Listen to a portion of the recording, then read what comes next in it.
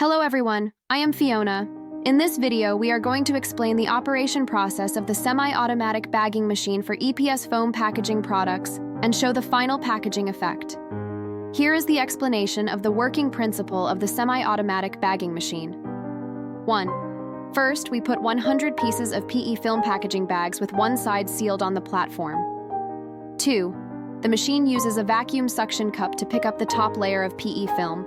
Then the mechanical arm with the clip picks it up and drags it to the conveyor belt, and the PE film dragging distance can be set as needed in the touchscreen.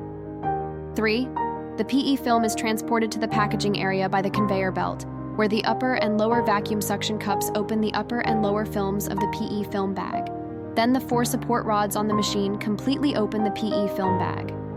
The bottom platen rises to fix the lower film on the working table to prevent the PE film from moving during the packaging process. 4. Manually place the sorting EPS foam products on the working table and alignment, then push the EPS foam products forward into the packaging PE bag through the push plate.